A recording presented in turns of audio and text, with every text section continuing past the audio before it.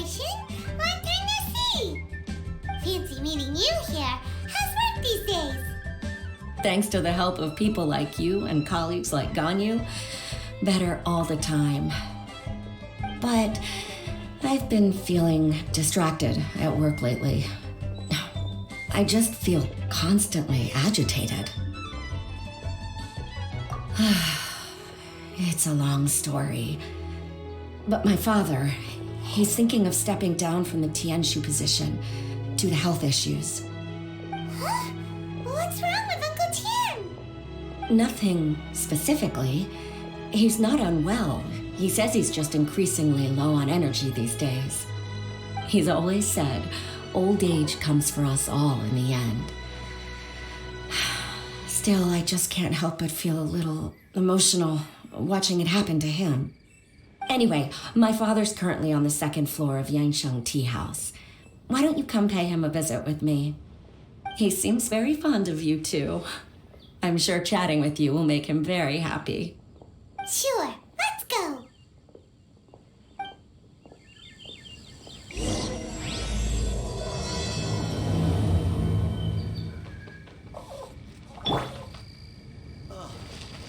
What should I try this time?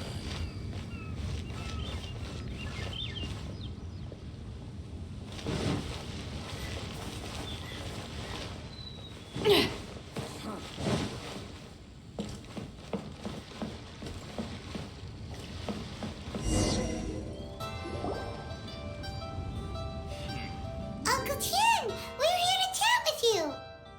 Oh? What a lovely surprise. Welcome. Hoishi, why don't you go downstairs and get the shopkeeper to make us a fresh pot of tea?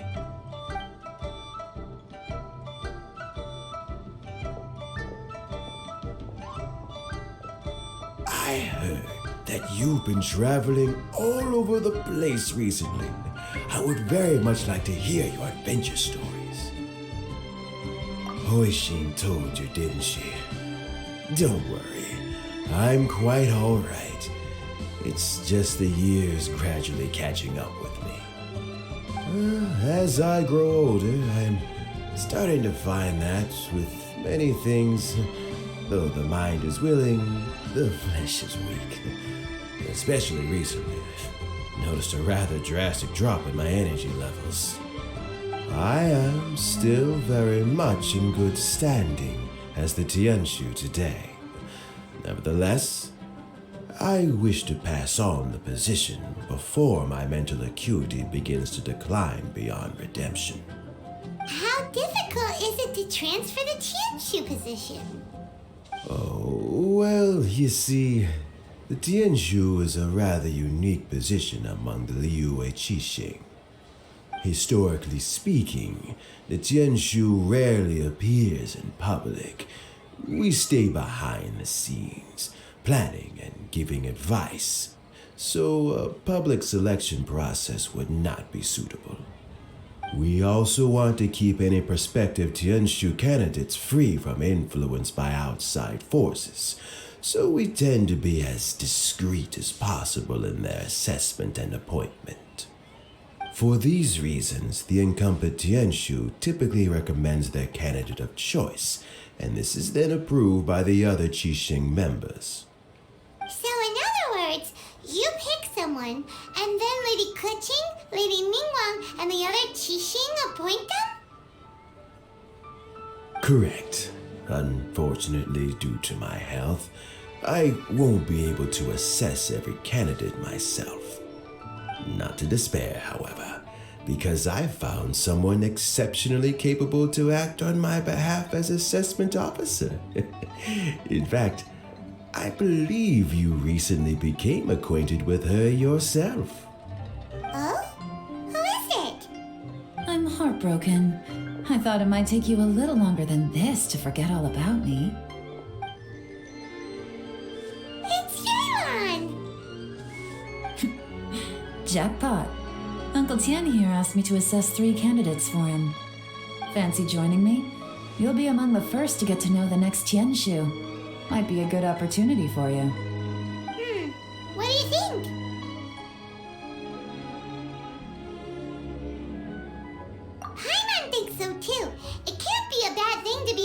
terms with the new Qixing, right? All right then. Though, I gotta say, Uncle Tian, you say you're into behind-the-scenes planning? My work's of the covert variety, too. Don't you think I might make a good Tianshu? Huh? Yelan, you want to be the next Tianshu? I'm not opposed to the idea, but I suspect Ningguang wouldn't let you go very easily after how long you've been working together. So, how about this? If your investigation reveals that none of the other candidates are qualified for the position, I'll recommend you for the job. Deal. Well, you guys take your time. Everything's all set for the assessments to go ahead. Meet me on the first floor when you're ready. Until then, have a pleasant conversation. Oh, and no need to pay for your tea. As the new owner of this fine establishment, this runs on the house.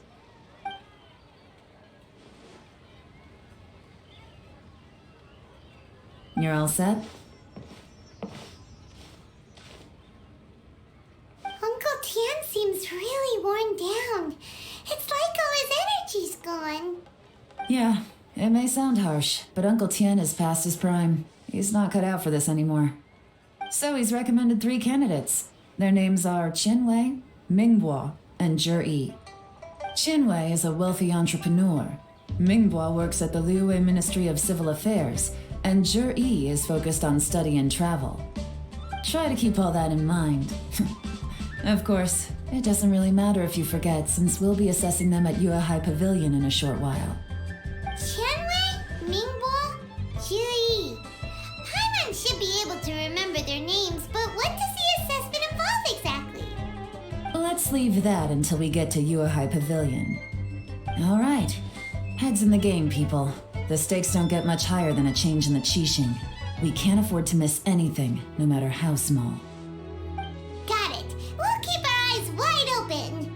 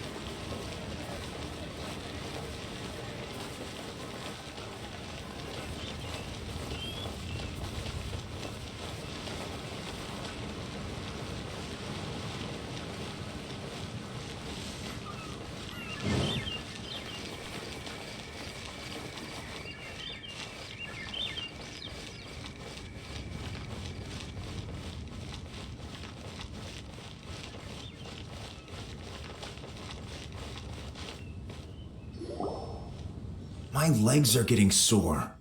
What is wrong with this assessment officer? This is a huge occasion and I don't even get a chair. I've dealt with all kinds of people in my time, but never have I been made to stand while I'm waiting for an appointment. I think it's fine. That's called being complacent. If you're happy to just accept the way things are, you'll never be able to change anything in the future. Oh, come on. That's just... Now you're just being unreasonable. All right, you two. Let's not get into a big argument over this. It's not worth it. Qianwei, that was a bit uncalled for. And Mingbo, cut him some slack. We've all been standing around for a while. It's natural to be getting irritable. Look, how about this? There's no rule saying we're obliged to stand up while we wait, so why don't we borrow some chairs from the guild nearby? Fine. They're not the best quality chairs, to be sure. But under the circumstances, it would be better than nothing. It looks like all 3 candidates have arrived. We'll meet them formally soon. Before that, let me run you through the assessment process. I've split it into 2 stages: current affairs and planning, and face-to-face interview. In the first stage, candidates are required to submit a manifesto for Liyue's development. In the second stage, we will ask them some questions in person. Writing a manifesto takes time, so I informed them of this requirement in advance. These are the reports they submitted. Wow, one of them is really thick. It's also worth mentioning a stipulation I gave them. Whoever is appointed as the new Tianshu will be expected to implement their plan as put forward in their manifesto. Failing the occurrence of some cataclysmic event, they will not be permitted to change their plan. Therefore, these 3 piles of documents in front of us represent where each candidate stands on key policy issues. There's still some time. Have a skim through, get a first impression of what each person's proposing. I'll be waiting off to the side. Just let me know when you're done.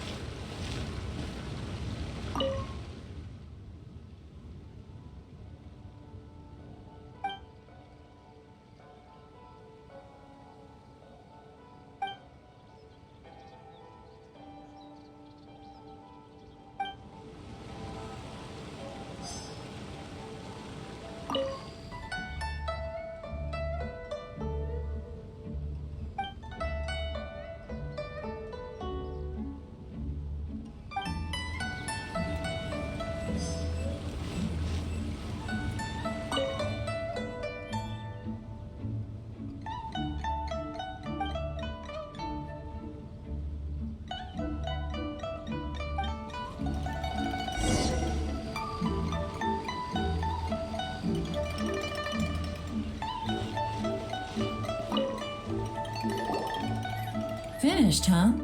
What did you think? Everyone took it very seriously. Of course they did. They have the chance to be picked as the new Tianshu, so you can bet they're putting their best foot forward. And keep in mind, whoever gets in has to execute their plan as written. Nobody wants to have any regrets. That's for me to know and you to find out. We can talk more after the interviews. We'll see the candidates now. Let's do one at a time. Start with Chenwei. Yes, ma'am.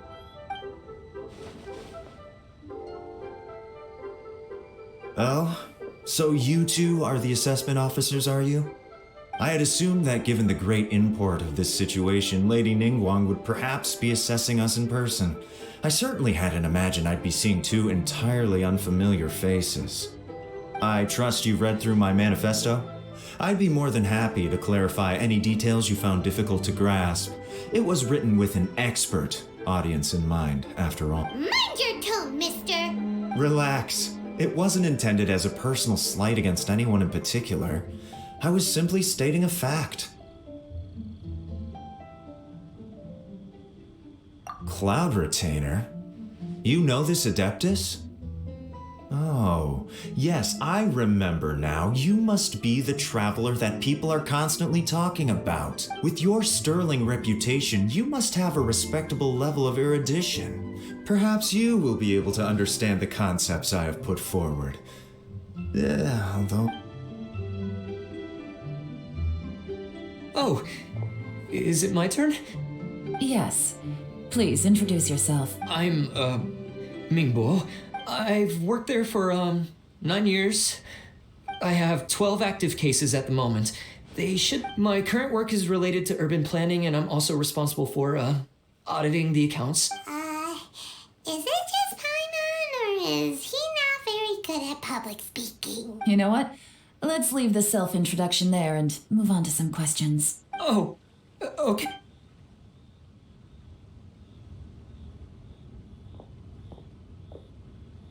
Hello. Not gonna lie, I'm feeling a little nervous. What would you like to know? You're here to assess me, so ask away and I'll answer your questions to the best of my ability. Your manifesto is very wide in its scope, but you don't seem to be personally involved in many of the specific fields. How can you be sure that you have the ability to put your plan into action? Very fair question. I completely understand where you're coming from. But I'm confident in my plan. I've visited many different places, talked to lots of people with far more expertise than myself, and my manifesto is the conclusion of these efforts. Of course, Two different problems can be interconnected in very complicated ways, and you might reach two very contradictory conclusions depending on which one you're focusing on. What I've tried to do is strike a balance. In other words, present an optimal solution to all the problems as a whole. How do you plan to determine whether you are right or wrong about your proposed solution being the optimal one? A great question. Well, I'd start by having my colleagues and the secretaries of the Yuehai Pavilion evaluate any proposals before implementation. Post-implementation, it would all come down to the results. If it turned out that my judgment was to blame for poor results, I would take responsibility. Nice answer. All right, next question. He seems like a great guy. Everything he said was thoughtful and logical, and he was just a pleasure to listen to. Here's my take on what we just learned. As you saw, Qianwei is highly knowledgeable. He proposes many excellent ideas in his manifesto which effectively target the big issues. But he is very proud and incredibly stubborn. He doesn't care much about other people's feelings. Mingbo's plan is more thorough and more measured. You can tell he's meticulous in his work, very detail-oriented. But he and Qianwei are otherwise polar opposites. Mingbo is not very articulate and comes across as very timid in conversation. Perfect summary. Paimon couldn't agree more. You're good at this, Yelan. Last but not least, Zhi. His manifesto is full of pertinent details, his methodology is sound, and his proposals cover a broad range of fields, which is quite a rare feat. The depth he goes into in each and every area means it can only be a product of painstaking work. Plus, he is modest and good at dealing with people. But what really interests me is that many of his views happen to coincide with Uncle Tien's.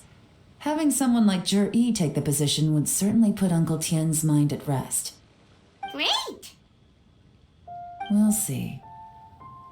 Let's go back and report to Uncle Tien.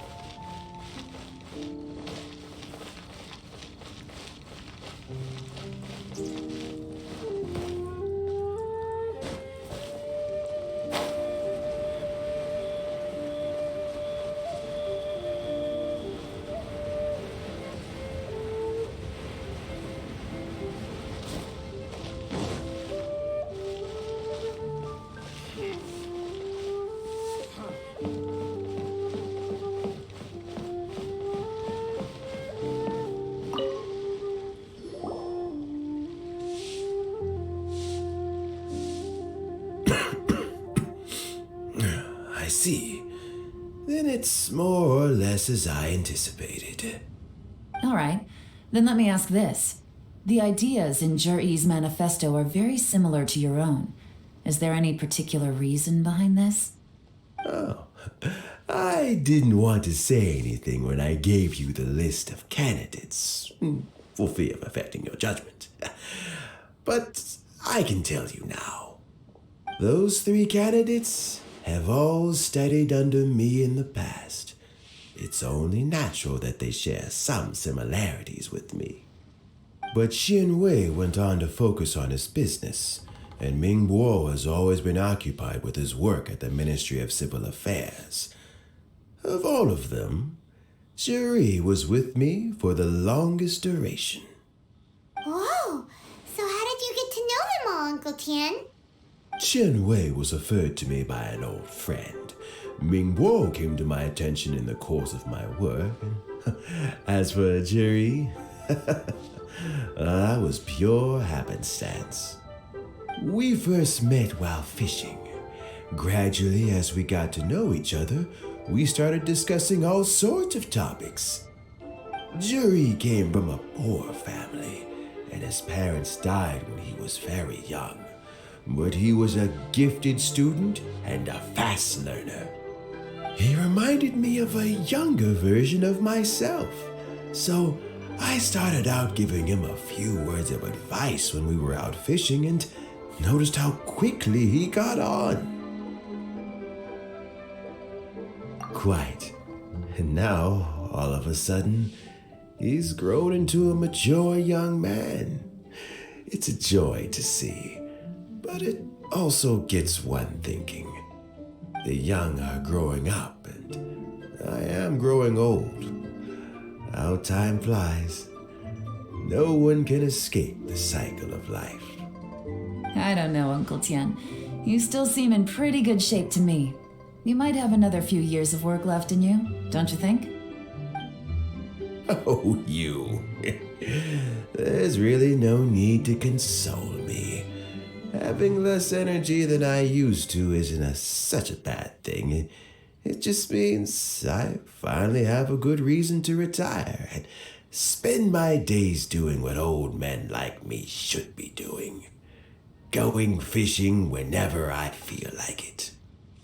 Sounds like you sure love fishing, Uncle Tian. Ooh, there's nothing quite like fishing to pass the time. Ooh, and freshly caught fish, they make the most beautiful fish soup with barely any preparation required. Fresh fish soup. Sounds tasty. Doesn't it? Also, some time ago, Jury purchased a very special recipe from an old fisherman. When we've been fishing recently, Jury always brings some extra ingredients he prepared in advance. The addition of these makes the soup taste even more wonderful. That flavor makes for a fond memory. But at my age, who knows how many more chances I have left to taste it again. Oh, can Paimon come next time too? Paimon really wants to try it. Let's get back to the matter at hand. Uncle Tian, we've reported back. Do you have a verdict? I appointed you as the assessment officer, and I trust your judgment. Had you not asked me why Jury's ideas were so similar to mine, I was not going to mention my history with any of them. This decision must be guided by what is fair and right.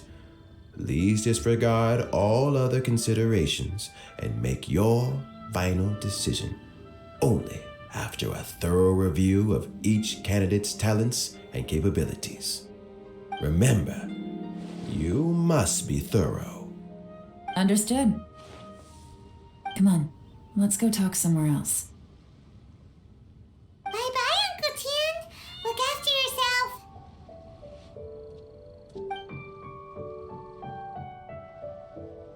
So, it's gonna be Jay, right? His manifesto was written well, and he's the best speaker. Easy. Let's not rush. There's no time limit for this assessment. Huh? So, are you gonna give them more tests or something? No, nothing like that. The assessment itself is complete. But let me give you a word of advice. Things are not always as they appear. The biggest no-no in intelligence work is to only get information from the person of interest themselves. The truth is almost always hidden beneath many layers of deception. You have to get information through many different channels. For example, Wenyuan, Shanghua. Yes? Lady Yelan, what are your orders? Ugh! Who are they? Where did they come from? Did they scare you? These two are Wenyuan and Shanghua. They work for me. As my trusted assistants, they are always standing guard nearby. They also perform various assignments as required. Shanghua is a business expert who gets his information by trading.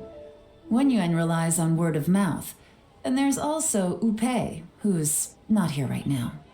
That meathead must have been out there on sea surveillance for some time now. Is he all right? I seem to remember that he can't swim. Nothing can take that guy down. Certainly not a little wind and waves. Shanghua, visit all the commerce guilds and look into Qianwei's background. Wenyuan, go to the Ministry of Civil Affairs and look through Mingbo's work files. Yes, ma'am. So what about Juri? Juri, well, obviously, as the most promising candidate, we will be investigating him ourselves. Let's go to the docks first. Lots of people passing through there. You can find out all kinds of things. If we're looking for information, why don't we try talking to Bulai, the owner of Wanyu Boutique? He does business at the North Wharf. Maybe he has some news for us. That's actually not a bad idea. Let's go and ask him.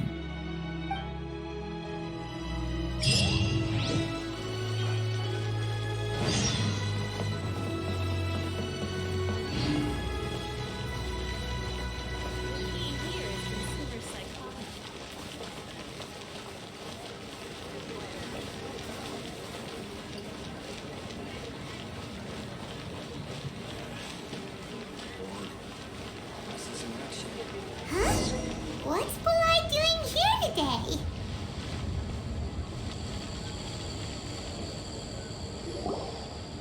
Look, your asking price for this batch is just too high. I can't buy in at this price. How am I supposed to turn a profit? Come on, hear me out. I'm telling you, this is the single best batch of Sunsetias ever. You won't find anyone who disputes that. I accidentally dropped one into a well, and even the water turned sweet. Even so... All right. I'll let you in on a little secret. The boss of Second Life also wants to buy from me, but I haven't responded yet. If you won't take him, I'll just have to partner with them instead, and neither of us wants that. Okay, well, when you put it that way, I'll accept your asking price. I'll take all your stock. Don't sell a single one to Second Life.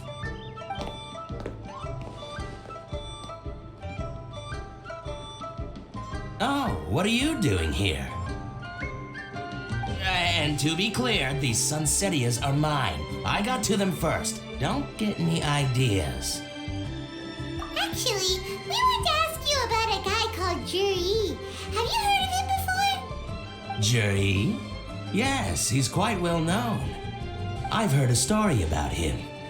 They say he was born into poverty. His parents died when he was young, and he was treated cruelly by the local community. One of his neighbors was terribly rude to him all the time, but Juri never retaliated. And when his neighbor went bankrupt, he even helped support the family. He returned cruelty with kindness, injustice with peace offerings. A gentleman of talent and character, and how did I not notice him sooner? In fact, maybe I'm not too late. If I could hire him to be the brand ambassador for Wanyo Boutique. Oh, he sounds like a decent man. We can finally breathe a sigh of relief. Why are you asking about him anyway? You aren't looking for a brand ambassador too, are you? Well then, in that case, the higher bidder takes the... that's Juri right over there. Why don't we go and talk to him? Where? It's him, all right. Looks like he's chatting with Linlong. Come on, let's follow them and listen in. Try not to let him see you. We want this information to be as truthful as possible. I'll just go and fetch an employment contract. And hey, don't try and cut me out of this. Hey! I understand. Let's walk and talk. What's the hurry? Don't get too close, or he'll see you.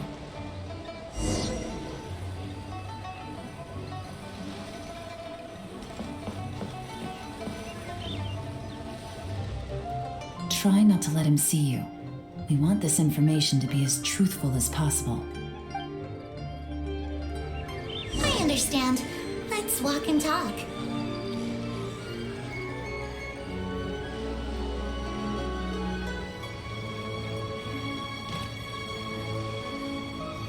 So, you're looking to buy a wineware set? Oh, now I can see that you're a connoisseur, so I won't bother trying to con you. I trust you understand our shop quite well?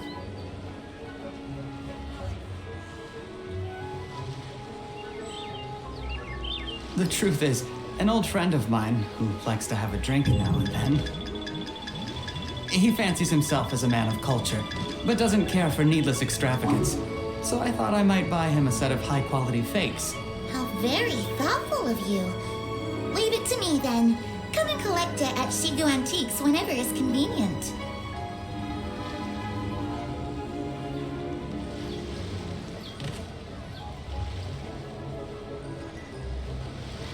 Thank you very much, Miss Linlong. It's my pleasure, Mr. Juri. These days, it's quite rare for someone of your standing to still keep up with their old friends. It's nice to see. I'll be sure to pick out a good set for you. You can count on me.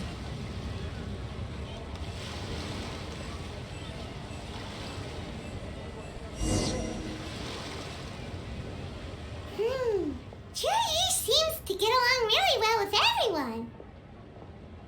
Are you satisfied now, Yelan?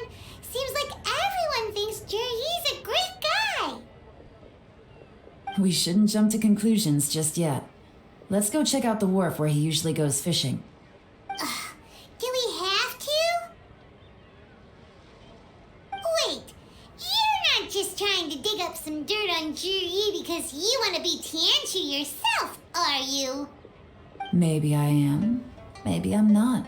But hey, if I do become Tianshu, I'll look out for you guys. You'll be able to try all the finest food for free. How does that sound? We will? Well, come on! Off to the South Wharf we go!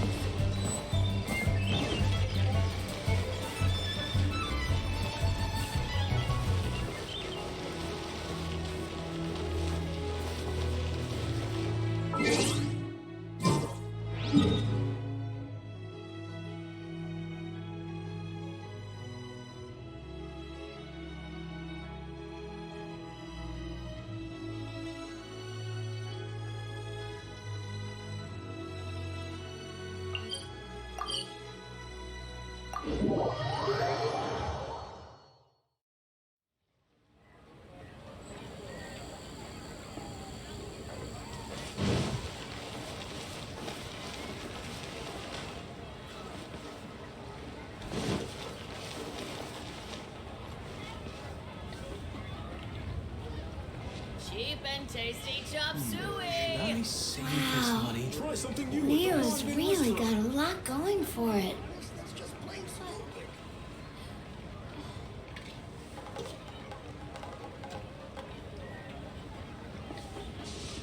Let's get going. There are people who need our help.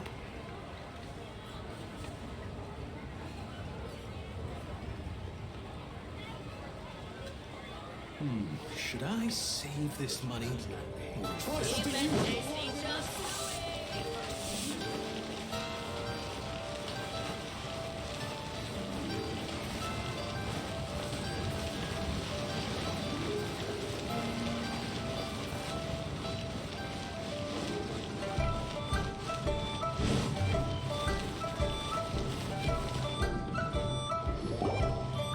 The wharf is as busy as ever. I hear the anglers here sometimes sell their fish to the nearby fishmongers. Well, let's see what Uncle Soon has to say.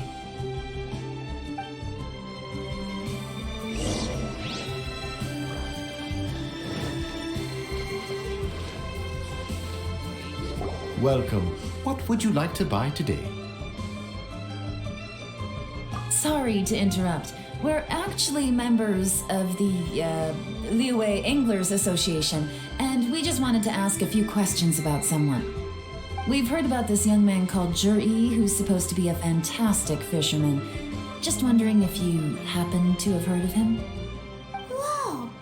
Yelan made up a whole fake identity without batting an eyelid. Ah, yes, Juri. He's been making quite a name for himself recently.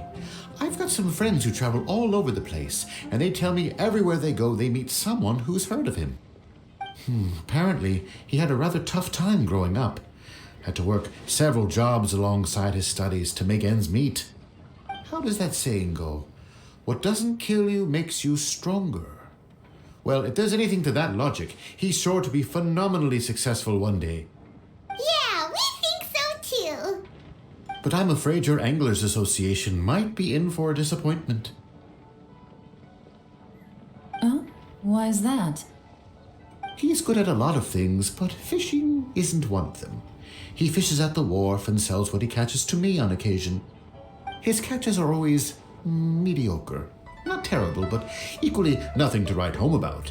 If you're looking to recruit some new members, though, I do know a few top anglers I could put you in touch with. That sounds fantastic. I've got a couple of other things to attend to right now, though, so why don't I come back some other time and we can chat over a drink? Sure thing. See you. Everywhere they go, they meet someone who's heard of him. Come on, let's keep asking around.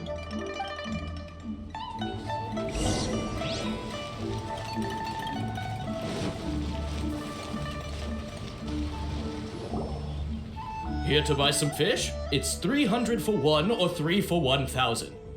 You better hurry. When they're gone, they're gone.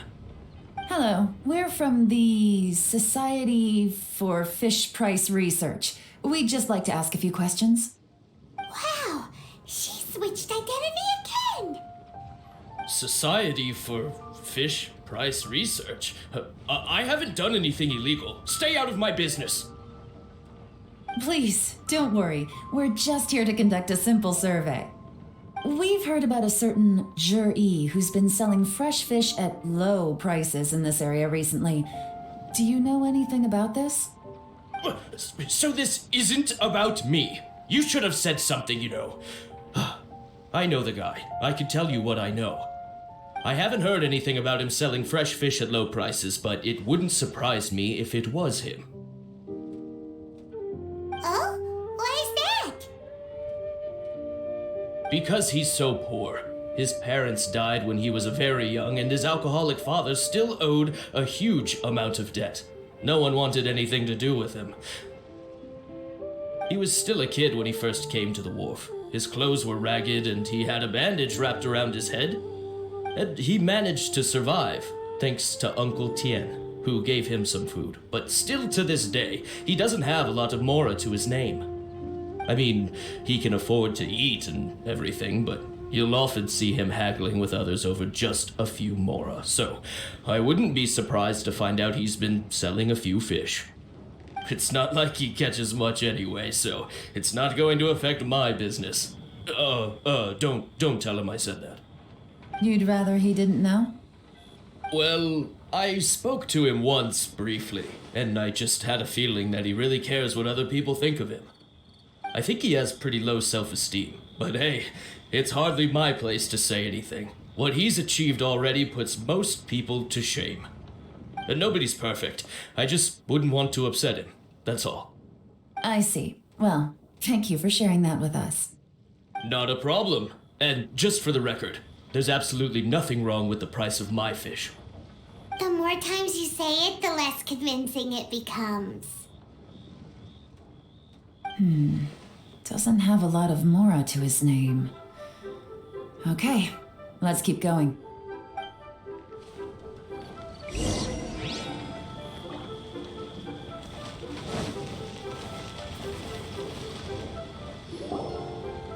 Hey, it's you guys! Wait, what's the phrase? Oh yeah, honored to meet you. What brings you to me? The truth is, we are but newcomers to this territory.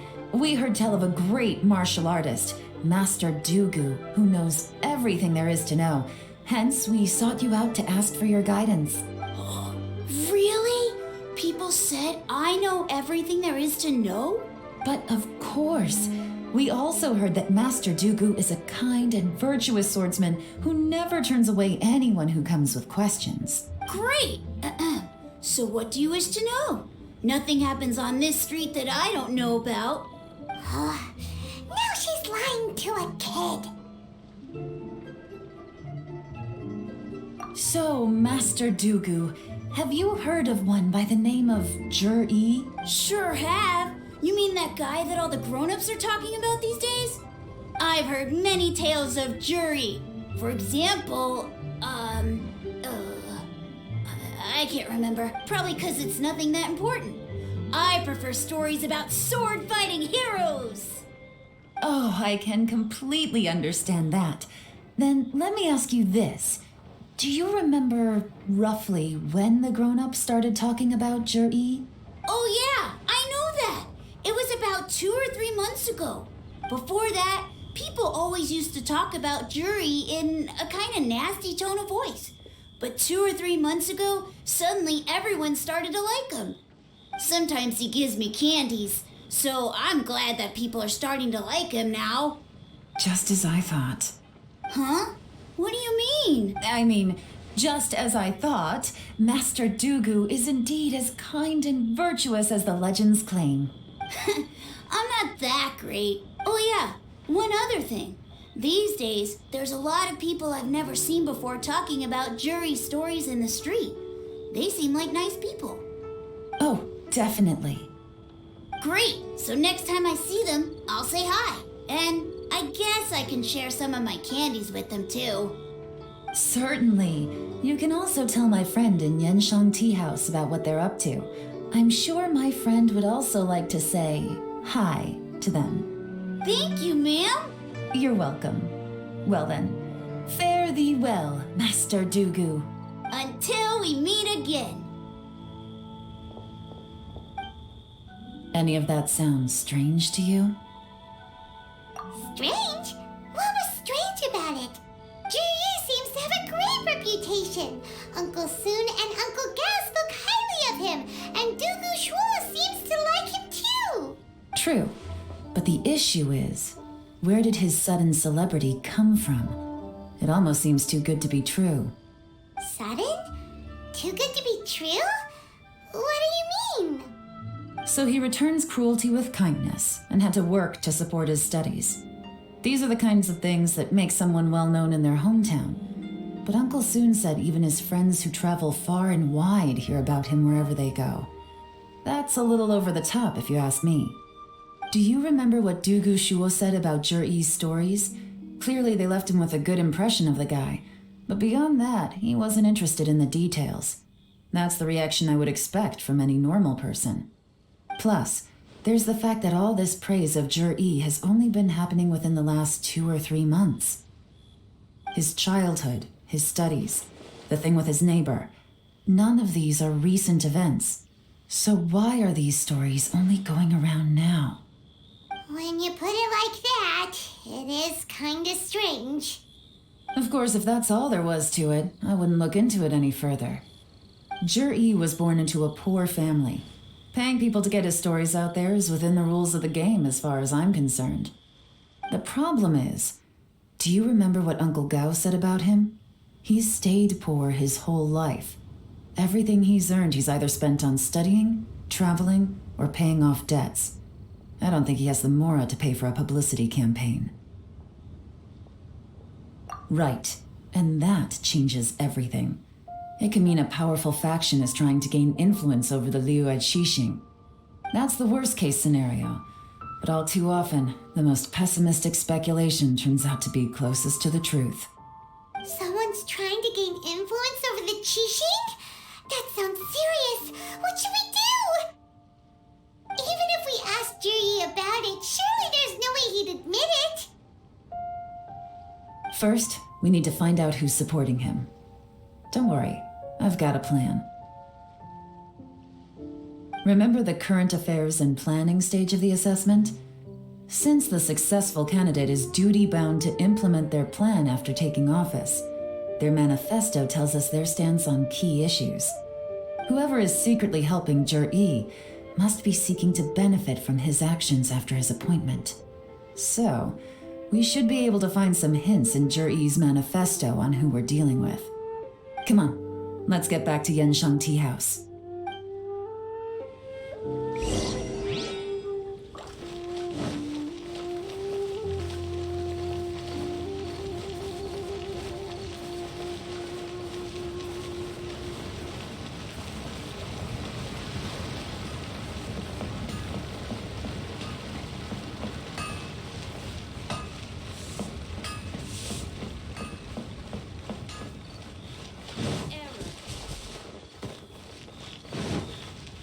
Hey there. Don't be shy. Ha! Adventurer!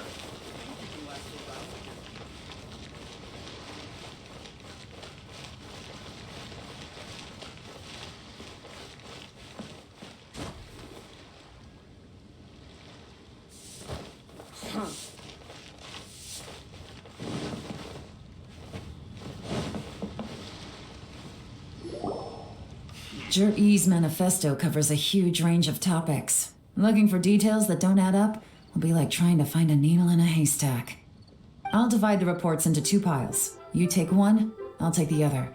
When we're finished, we'll put our heads together. Officially, the assessment is already over, and I'll be expected to announce the results before long. So we have to get to the bottom of this as quickly as we can. Yikes! We better hurry! Whatever else Uncle Tien might think of Jur-E, the fact remains that he's one of his favorite students.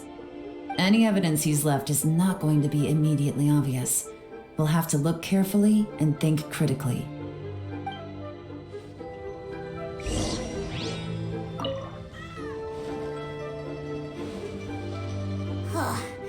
Even though Yelan took half, this is still a lot to get through. Well, we gotta start somewhere.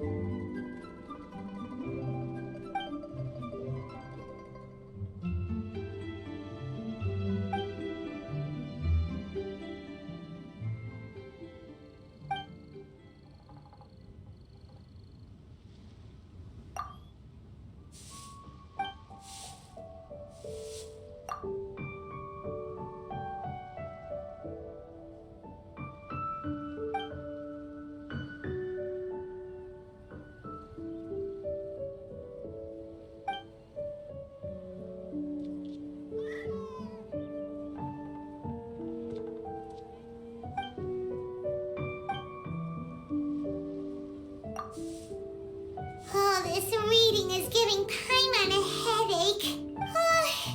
Let's take a break.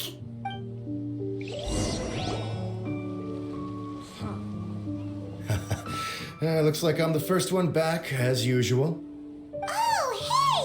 It's one of Yelan's little helpers, Shanghua! If you're back, that means you finished investigating Tianwei, right? You betcha. I visited all the commerce guilds and gathered a wealth of information. Every time they asked me to leave, but I always had another trick up my sleeve. Don't drag this out. Just tell us your findings. Yes, Lady Yelan. To summarize my findings, most people who've had interactions with Tianwei will start out complaining about how proud and arrogant he is, but then go on to give a generally positive appraisal of him. The young master of the Feiyun Commerce Guild said that Tianwei appears arrogant, but he's very scrupulous in the way he works. Once he signs a contract with somebody, he treats them fairly regardless of their background. Who'd have thought? Is it possible that his reputation is fake? Is there any way you can check the accounts of the businesses under his name? In theory, that should be very difficult. But here's the thing. I asked around and found out that almost all of Tianwei's accounts are open to the public. Where he buys from and sells to should be confidential business information, but he doesn't seem interested in protecting it at all. Tianwei often sees business opportunities that others don't, but once he's made enough mora off of it, it's like he gets sick of it and releases all of his trade secrets. It's like he wants people to know that they still can't beat him, even if he shares all of his secrets. The fact that someone like that can still make mora is pretty infuriating when you think about it. What a strange guy. It's like he's not doing business to make mora, but instead... to validate his theories. No wonder his manifesto contains so many insights. It's all the result of his first-hand experimentation. I'm back! Huh? How come you're here? Why do you think? Obviously, because I possess superior skills and am always one step ahead of the competition. Well, when you're the competition, at least. You... Ugh, whatever. I'm not getting into an argument with you. If I hadn't had something else to take care of on the way, I would have been back long before you. Lady Yelan, I have finished investigating Mingbois. Well, we're all ears. The Ministry of Civil Affairs says that Mingbois struggles to get his words out when he gets nervous, especially when he's chatting with strangers. But after a few days of getting to know him, you can pretty much have a normal conversation with him. On the whole, the feedback from the Ministry of Civil Affairs was very positive. He always considers the things that everyone else overlooks. In your opinion, was the Ministry of Civil Affairs' appraisal of Mingbois at all exaggerated? I don't believe so. Mingbois is someone who has slowly but surely earned the reputation he has today. According to Miss Yu, the ministry often gets Mingbois to take a final look at projects before they're implemented. People feel much more confident in something if it has his stamp of approval. Oh, and also, there was once someone in the ministry who was lying and cheating to try to advance their career. Mingbois gave them the scolding of a lifetime. Apparently, he can be terrifying when he loses his temper. I haven't seen it for myself, though. Whoa, that's hard to imagine. Like I said before, things are not always as they appear. Ah, so that's what you meant by that. Paimon's starting to get it now. Thank you both. You're free to go now.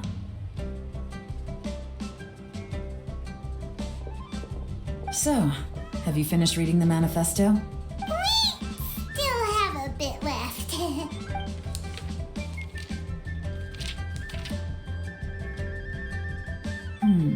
I can't see any immediate problems looking at the individual entries. The only one that strikes me as a little unusual is the Cheongshu Pool redevelopment plan. Cheongshu Pool has always been home to many secrets. Plus, Ajdaha once wrought havoc there, so there are even more secrets buried deep underground. At some point, a rumor began to go around that there is great treasure buried beneath Cheongshu Pool. A long time ago, with the approval of the Qixing, a mining team conducted an exploratory excavation there. So, did they find any treasure? None. The ruin was completely impenetrable. The only way they could have gotten through the solid rock would have been by blowing it open with a special kind of explosive. The technology wasn't mature enough at that time, so the excavation project was shut down and the treasure became a mere legend. Jur-E's manifesto focuses on solving problems, and this treasure hunt seems extremely risky. It seems out of step with the rest of his plans. Still, this one fact alone doesn't tell us much. Everyone wants to get their hands on this treasure. The treasure hoarders, the Fatui, even local Liyue factions. Did you find anything? Excavation? Project? Treasure? Did we read anything similar in our half of the manifesto? Oh yeah! Juri said the Blackcliff Forge workers should get right of first refusal if any suitable projects come up. Did he now? Well, that makes everything much clearer. So Jur-E wants the Blackcliff Forge to excavate the treasure of Cheongshu Pool. Does that mean the Blackcliff Forge is Juri's secret supporter? No, not likely. I've looked into the Blackcliff Forge before. They aren't involved with any powerful factions at present. They do possess some specialized explosives, but it would seem more trouble than it's worth to put so many resources into a risky project like this. Still, since the clues are pointing toward the Blackcliff Forge, we should see where they lead. We may well find something new. Shenwei and Mingboa both turned out to be completely different than what we thought. What about Juri? Is there another side to him too?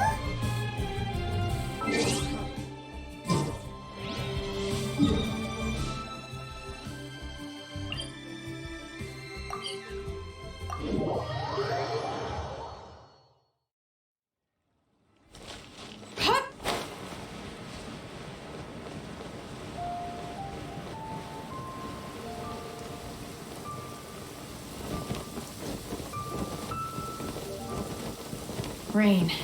One way to wash off the grime.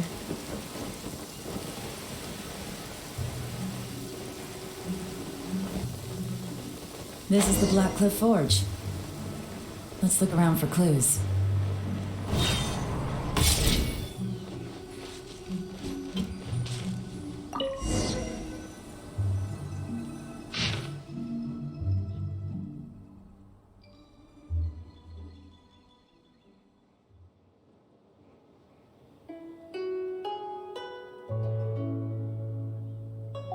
What's this? A diary?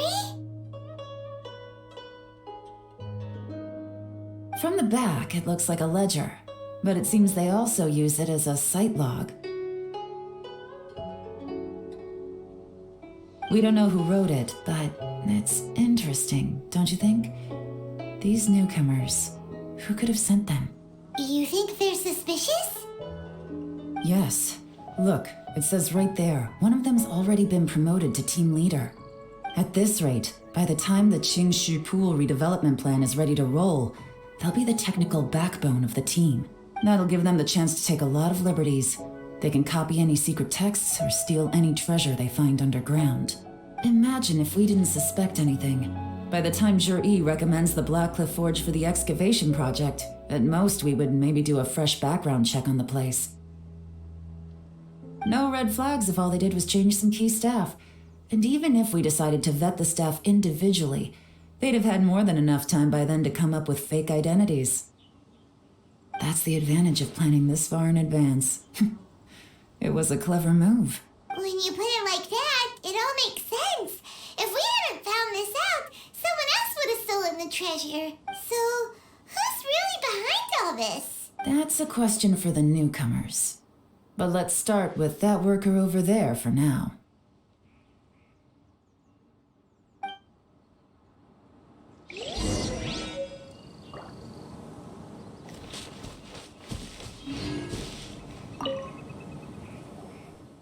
Excuse us. We want to ask you about the newcomers. You want them to teach you or something? I gotta say, these newcomers are in tip-top shape. Fast learners, too. They're picking up all the skills unbelievably fast. My only complaint is that they're always going out drinking at night, but they never let us join them. I guess they just need some time to adjust. I'm sure we'll get to know each other over time. They go out drinking. This area isn't exactly renowned for the nightlife. I'm guessing it's a long trip to the nearest tavern. You got that right. They tell me they go all the way back to Liyue Harbor to drink at Wanmin Restaurant. It rained after work today, so they actually stuck around at the site for a while. But as soon as the rain stopped, they went out drinking again right away. Hey, you're only young once, right? I say, if they can hack it, let them at it.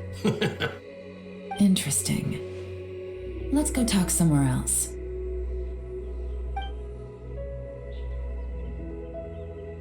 Looks like our hunch was on the Mora. These newcomers are very suspicious. Drinking in Liyue Harbor, huh? Some cover story. I'll wager they've been going to intelligence updates. Good thing it rained today. It means they'll leave footprints. I doubt they'd give themselves away that easily, but let's follow them and try our luck.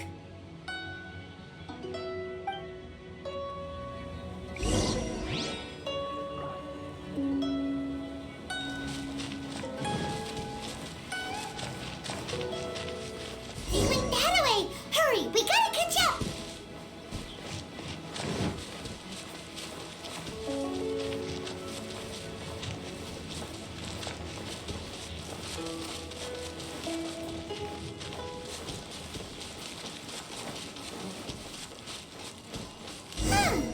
These footprints are heading towards Liyue Harbor. Maybe we were wrong about them.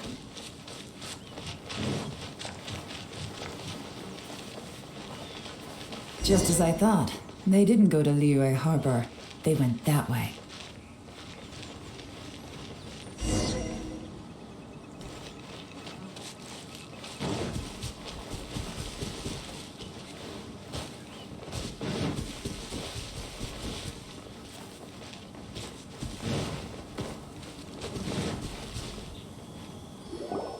The footprints stop here. But, judging from the direction, I'm guessing their destination was that abandoned house.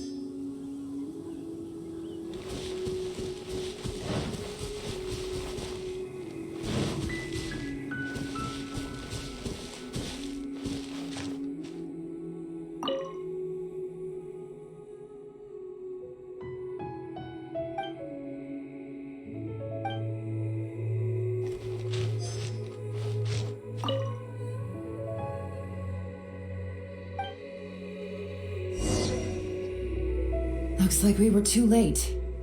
This has gotta be where the newcomers rendezvous with whoever they're working for. But all the evidence has been destroyed. Look at these ashes. Someone was burning documents not long before we arrived. Could there be anything left? Maybe the wind could have blown the fire out before everything was finished burning. The odds of that are very slim. It's practically impossible. I've checked. All the paper's been burned. There's only ash left now. Why don't we wait for them back at the Black Cliff Forge? They've got to go back there sooner or later. We can't count on that. Clearly they were based here at one point, but it's mysteriously abandoned now. To me, that says that whoever's behind this has moved them somewhere else to throw our investigation off course. Darn! Guess this is where our trail runs cold. Make no mistake, the purpose of our trip wasn't to find any solid evidence. We just need to figure out who's behind Jur-E. I smelled something peculiar the moment I came in. Those newcomers probably thought they'd be safe as long as they burned the letters.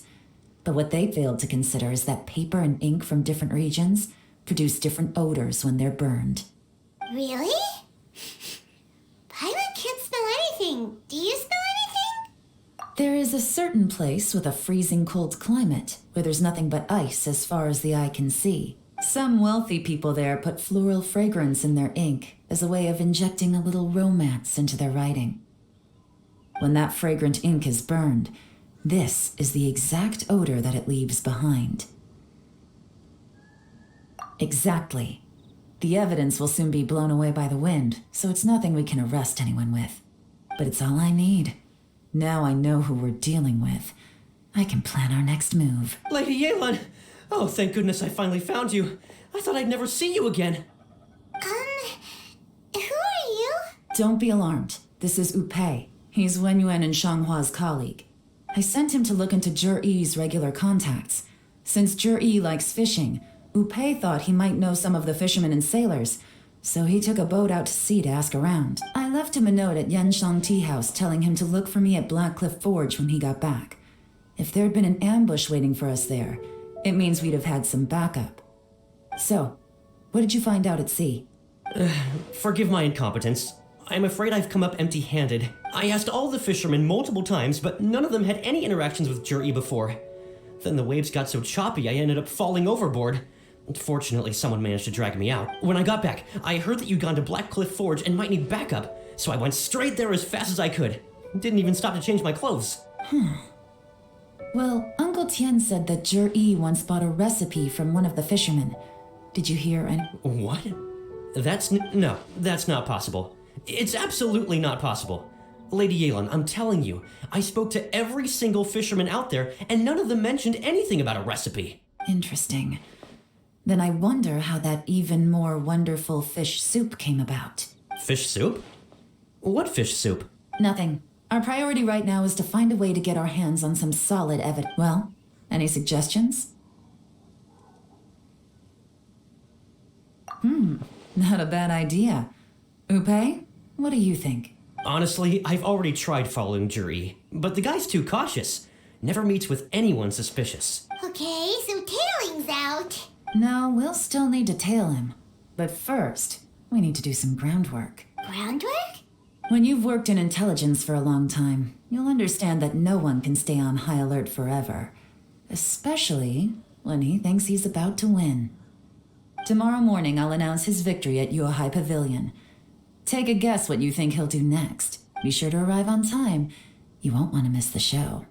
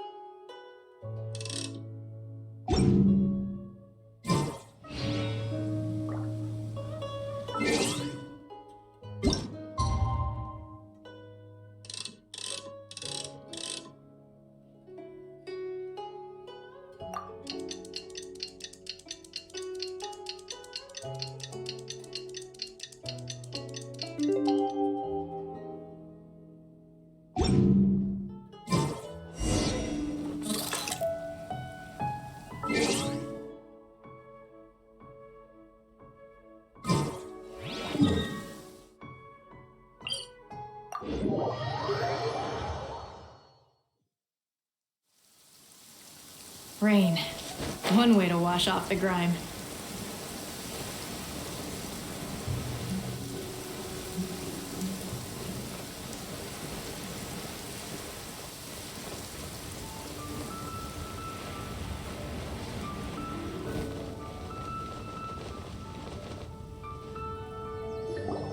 It looks like we're all here. Well then, time for me to announce the results of the assessment process. I won't drone on about the importance of the Tianshu role. Suffice to say that Uncle Tian entrusted me with the monumentally important task of assessing the candidates. And now, it falls to me to give him a satisfactory answer. All of us here know the score. Don't beat around the bush, just get on with it. Qianwei has many pioneering ideas, but some of his plans are lacking in detail, and he easily gets into testy exchanges with other people. Mingbo is reliable, but not quite ambitious enough, and because of his personality, he struggles to win people over.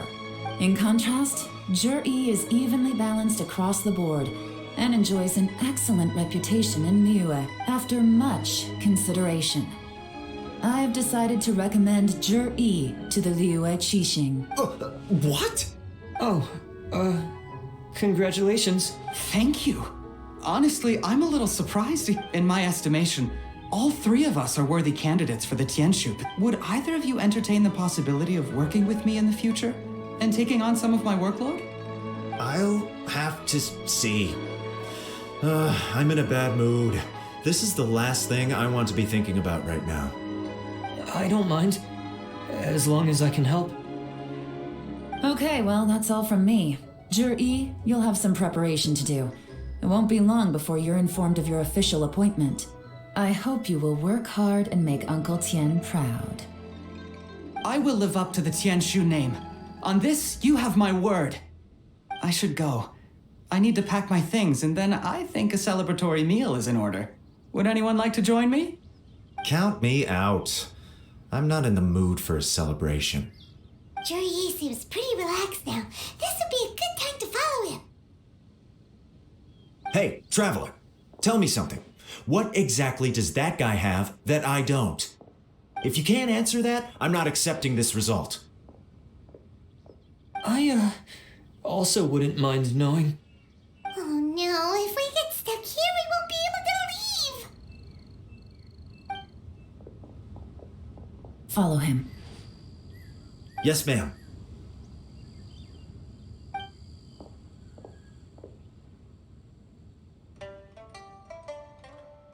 We finally got rid of them. Lady Yelan, Zhi has gone towards Feiyun Slope. Follow him, quickly. So Zhi really sided with the Fatui? But Uncle Tian thinks so highly of him. Why would he do this? Difficult to say, but everything should become a lot clearer when we find him.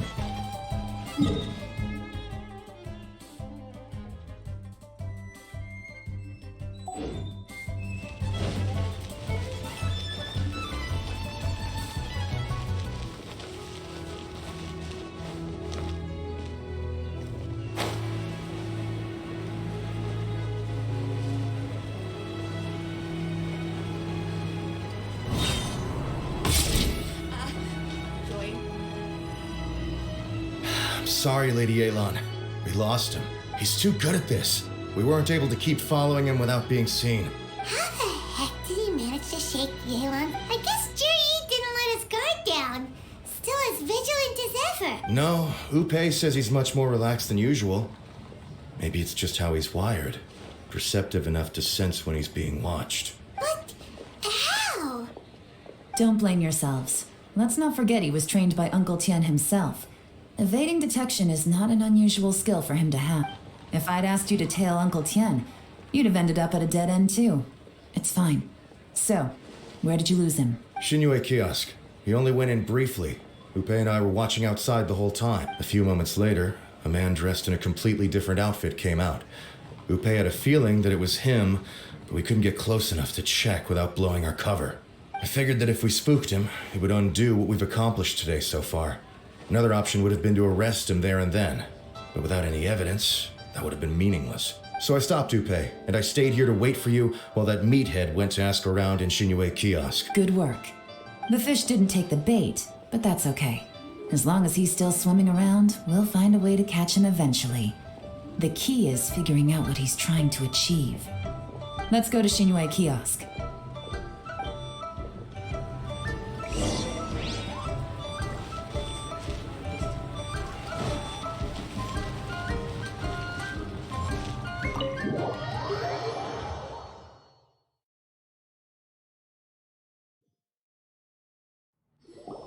Could you explain to me how that works?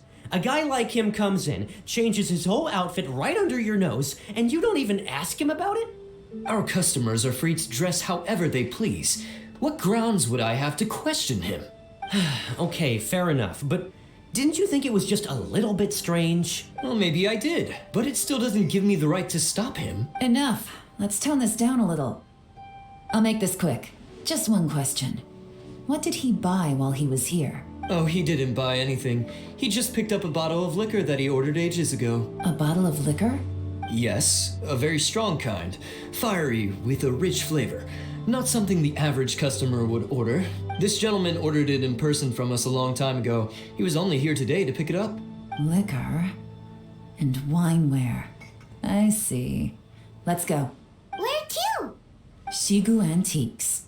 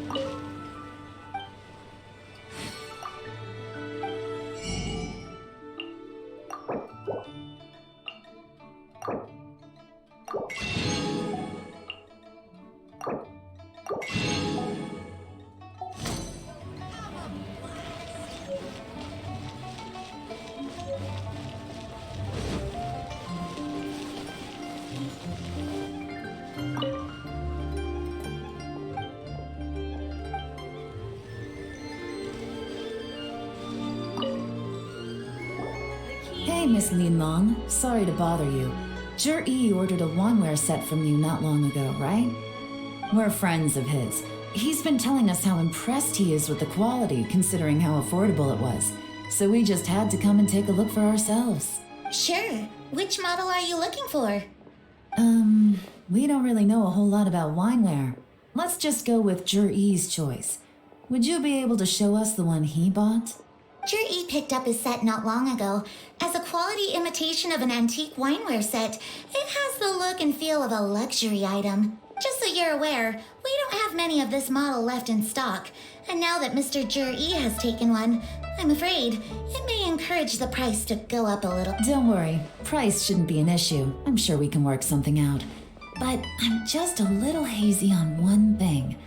Did Zhi's wineware set include wine glasses, or...? For this set, the wine glasses are sold separately. Minimum purchase is 1 glass, maximum is 4. Mr. Zhi bought 2. Okay. Thanks, Lin Long. Seems there's a little more to buying wineware than I first thought. We'll have to mull it over. Well, don't take too long. We could sell out any day now. All right, see you next time. This is turning into a real headache. I'd just like to point out that we have the self-professed Grand Master of Fieldwork here to thank for being wholly incapable of tailing an ordinary civilian without being seen. It's not like you did any better. My specialty is information trading, okay? I don't have the physical agility. What's your excuse? Fair point. Yelan, so has the plan failed? Oh, if we can't figure out where Zhi went, there's not much we can do. But why was he buying liquor at Shinyue kiosk anyway? If so, it's no ordinary celebration. What do you mean? First of all, Jur-E isn't much of a drinker. On some level, he hates alcohol because of what it did to his father. If he was just looking to celebrate by himself, he wouldn't spend his meager savings on an expensive bottle of alcohol, let alone buy a pair of special wine glasses. No, this is a victory feast, held in honor of Jur-E's private sponsor. Whoever this person is clearly enjoys hard liquor and has a very high status, hence the need for expensive-looking wineware. Now, where might we find Fatui who match that description, I wonder? Fatui officials. Should be either the Snezhnayan Embassy or the Northland Bank. Have both locations surrounded. Take as many people as you need. Lady Yelan, is it time for us to make our move? If so, you can count me in. Get with the program, would you? This is a covert surveillance operation. Jur-E may be vigilant, but that doesn't mean the same is true for his drinking buddy. In which case, we don't need to change tactics. Just change who we're following. Great idea!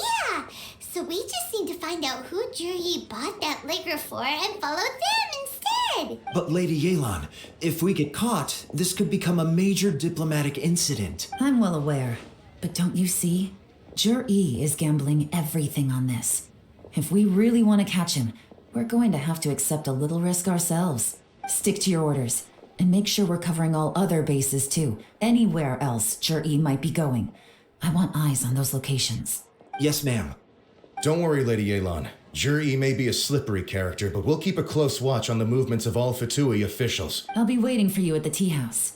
If I'm guessing correctly, Fatui officials are likely to take action at night. You should go and get ready. Then meet me at Yenshang Tea House. The key here is consumer psychology.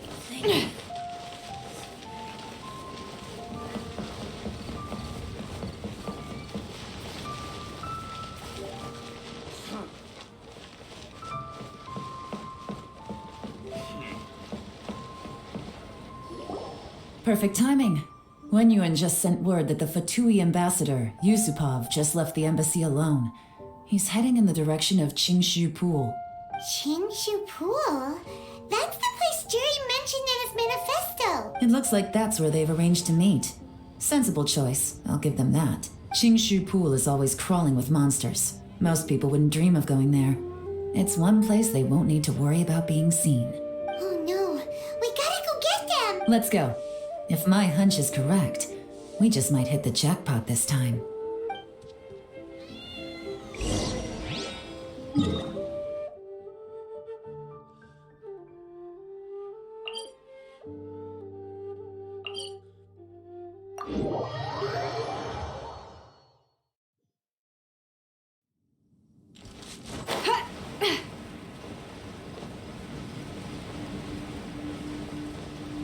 This is Qingshu Pool, full of ruins, crawling with monsters. Anyone with any sense steers well clear of this place. I've looked into the place before. There's a worker's entrance somewhere around here. Follow me.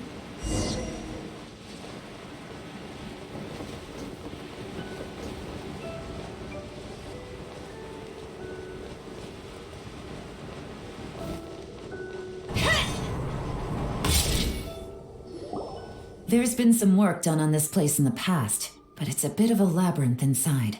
I can't guarantee we'll be safe once we're underground. The workers left an emergency access route. If we can find it, this will be a much easier journey. Still, be ready to fight at any moment. Any resistance needs to be taken out quickly and quietly. We don't want to attract too much attention. Don't worry, we're all professionals here. By the way, Yelan, where are your three little helpers at? They have other things to take care of first. We couldn't afford to wait for them, but they'll join us later.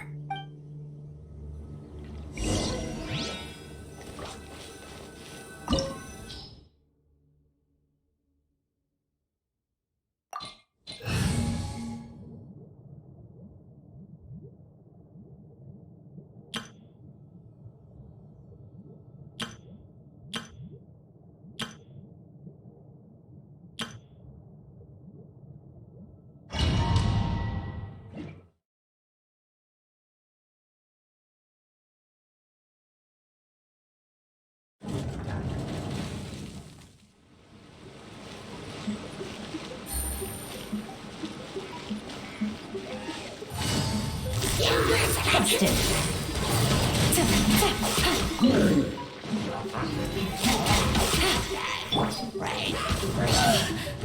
Whirling snow!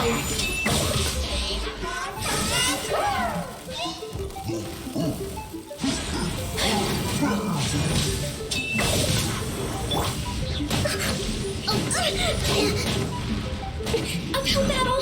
Hope. Foresight brings victory. Billowing surge.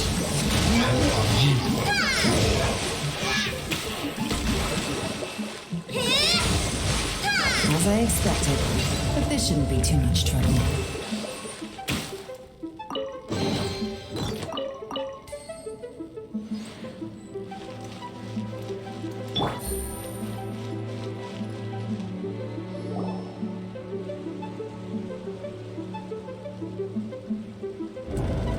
I see that. That's gotta be the Fatui ambassador here to meet Ji. Looks like he went through that door. That must be the emergency access route, right? Come on, let's hurry.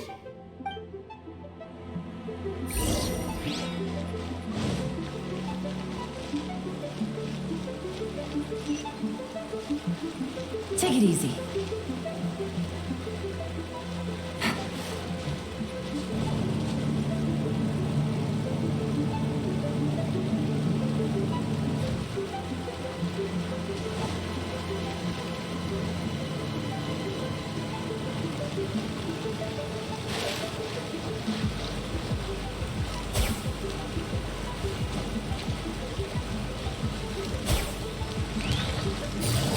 Gotcha.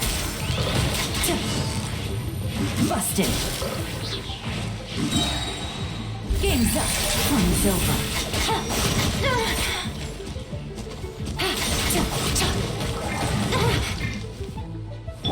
Shine down. Now you shall perish.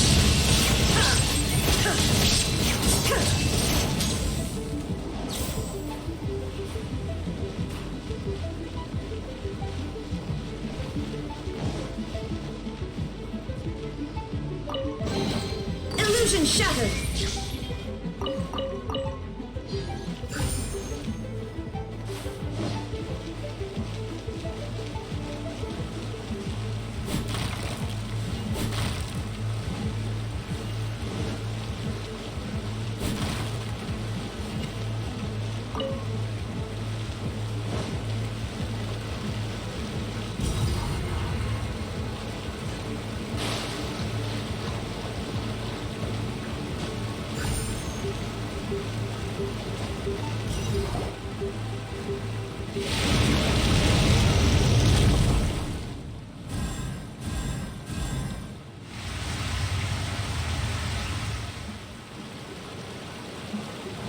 The water's gone down. Hey, look! Is that another way through?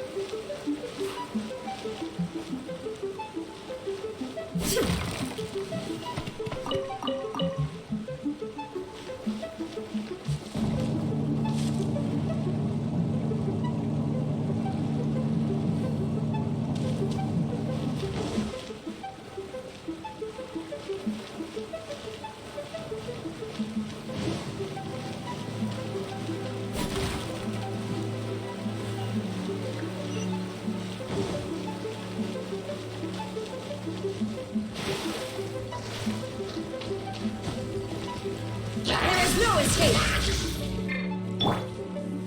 Burst forth! Feel this ancient power!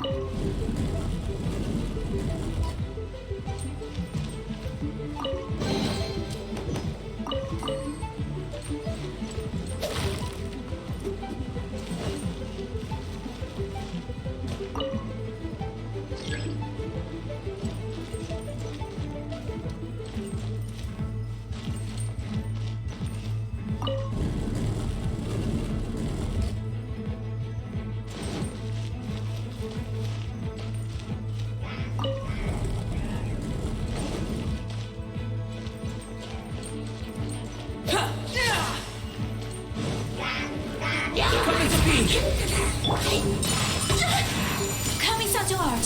Sometsu! Allow me! Torrent, bring refuge! Yeah! Ha!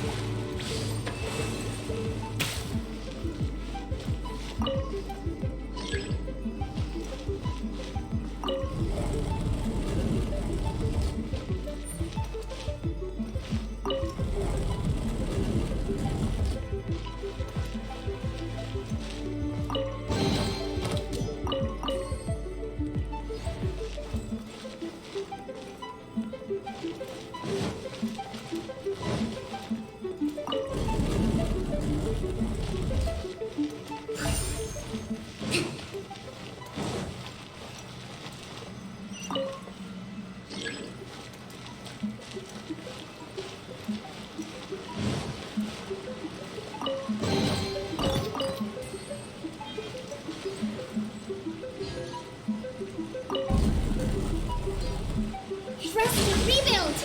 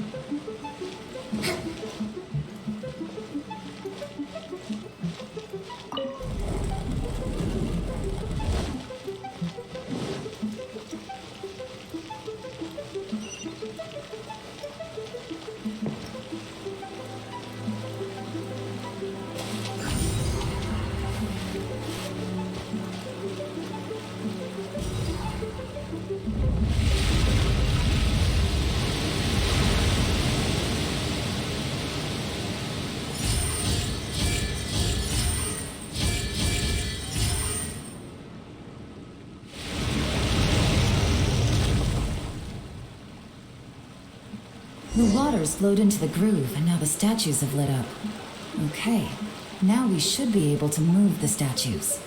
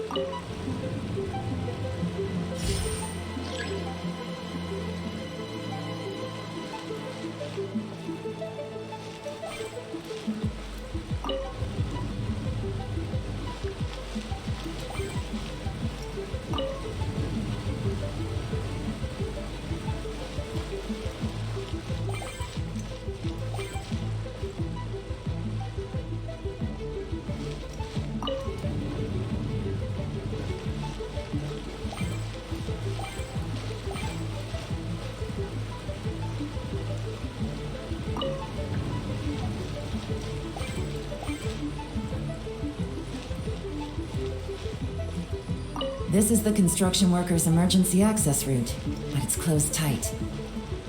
Trying to break through would be risky. Let's see if we can find another way.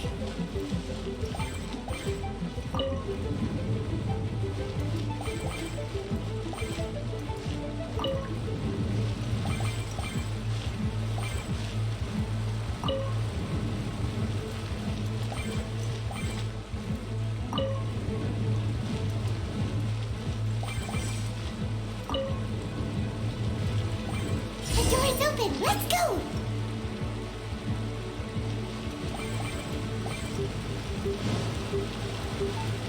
We should be nearly at the bottom now.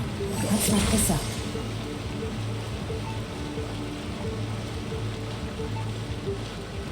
Let's move out.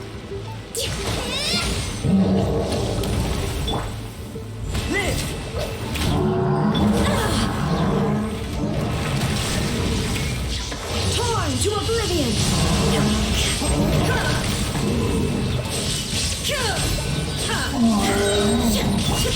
Burst forth! Witness the great undertaking! Take flight! Sakura swirl!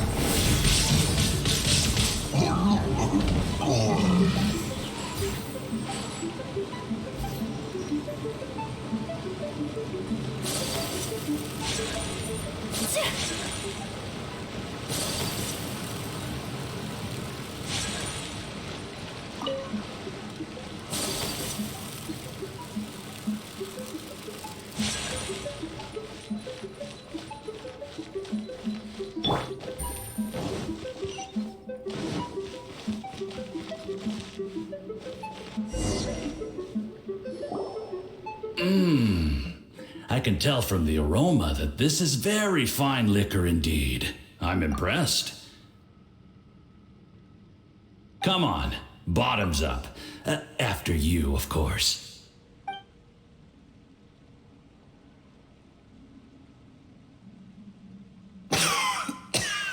Oh, sorry. That went down the wrong way. I've never drunk anything this strong before. It'll take me some getting used to. You'll get there. If you want to stay friends with us, you have to drink with us. I'll do my best.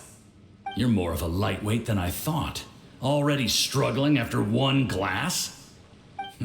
I thought you were made of sterner stuff. You certainly kept it together when you were poisoning your teacher's soup. Come on, another round. Less talking, more drinking. Sure. You didn't leave me much of a choice, though, did you? Just the mention of poisoning sends shivers down my spine. I'm more timid than you realize. Every time I poisoned him, I had to hide away at home for a few days because I was so scared of getting caught. Look, I know it has not been easy for you, my friend. We appreciate all your hard work. But, I have to say, you really are quite a genius at poisoning people. I mean, the poison we brought from Snezhnaya is as strong as this wine, but you found a way to turn it into an imperceptible, slow-acting poison and came up with the idea of delivering it through fish soup. What was it you said? Oh, yeah. You said the soup's fishy flavor neutralizes the pungency of the poison, and this process even makes the soup tastier as a result. How did you think of that? It struck me one day when I was fishing. I'm lucky it did. Otherwise, I'm not sure I would have been able to fool Uncle Tien. You have performed excellently. The Fatui will continue to provide the support you need to consolidate your position as Tien Shu. Of course, this is as long as you... Aside from Qing Shu Pool, we also have some other requests for you, which we will inform you of in due course. Don't worry. Whatever tasks you have for me, I will perform them diligently. Did you hear that? It was poison. That's why Uncle Tien hasn't been feeling well recently. It's all Jurye's doing. What a nasty guy. Seize him. Hold on. Did you bring a camera? If not, you can use mine. This is quite a scene. We have to capture it for posterity.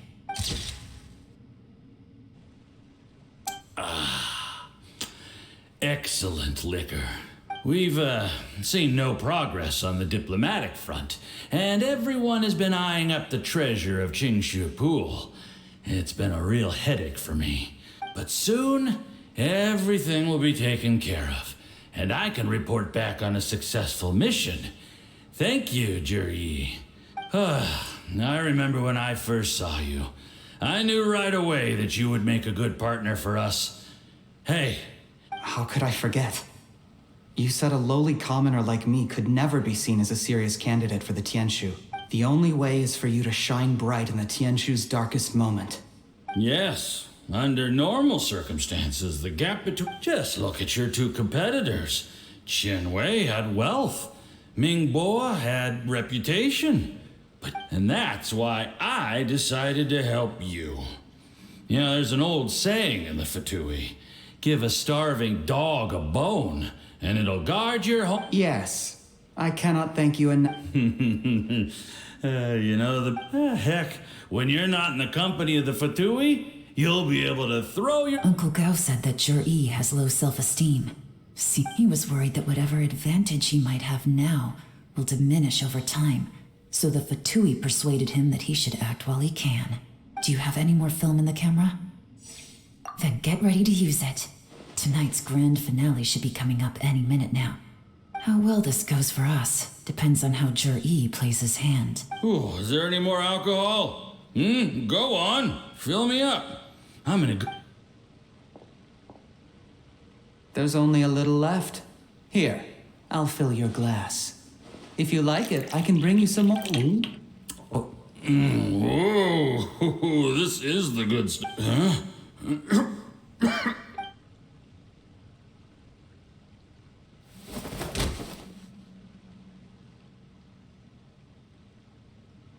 Jur-E, you seem surprised, Mr. Yus. How could I not? I've sacrificed years of my life studying and reflecting to prepare myself for this position.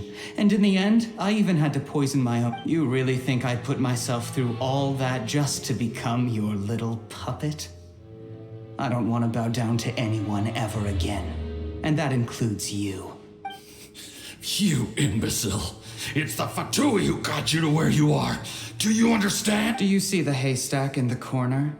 Underneath it is a pile of explosives. And next door in the dark room are the 3 undercover agents you sent to infiltrate the Black Cliff Forge. I'm gonna stay here till I see you slip into unconsciousness.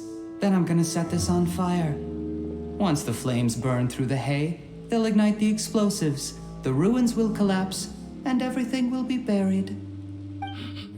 What? I took the liberty of leaving some evidence of your contact with the undercover agents at the Black Cliff Forge. It won't take long for people to join the dots. 2 missing person cases will become one as the truth gradually reveals itself. The Fatui planted undercover agents in the Black Cliff Forge to steal their signature ruin-grade explosives.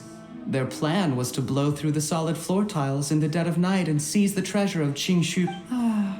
But things didn't quite go to plan. Mistakes were made that led to the accidental deaths of the entire crew. Faced with the overwhelming evidence, the embassy won't investigate this any further. In fact, they'll be only too happy to blame it all on a rogue operation by you. It explains why you acted alone, while exonerating the rest of the embassy of any liability. Of course, none of that will have anything to do with me. When all of this comes to my attention, I'm afraid I'll have no choice but to cancel the Qingshu Pool redevelopment plan immediately. I guess then, I'll be Tianshu in my own right, with a clean record and well out of the Fatui's reach. Jur-E, do you really think you're gonna get away with this? The Fatui has a record of everything. That includes... After I die, they'll... A record? Oh. You must mean the one in the hands of your second... Because when you contacted me, I also made contact with your associates. I have Theophan to thank for providing me with the poison I used on... He'll help me tie up all the loose ends. After all, your untimely demise comes with a few perks for him. He has been eyeing your position for a long... That's what... Shh. Relax. It's over. After tonight, everyone gets what they want. Sweet dreams, Mr.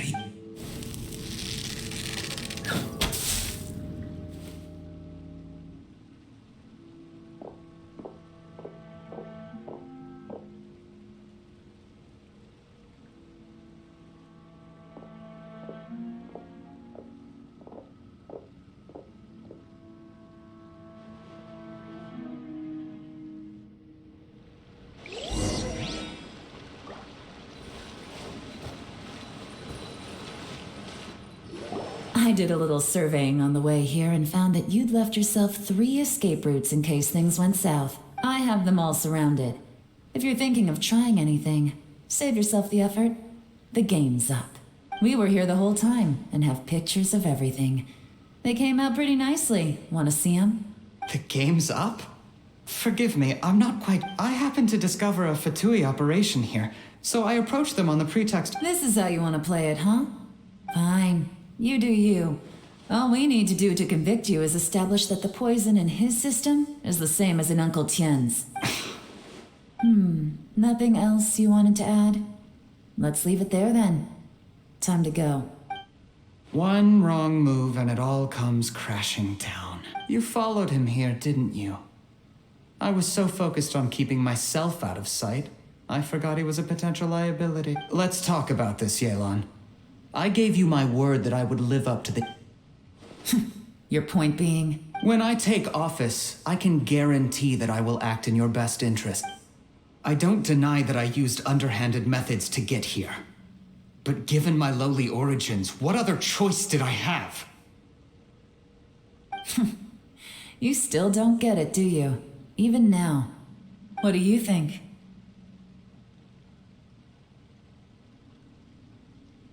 Exactly. Jur-E, clever people can always come up with a good excuse.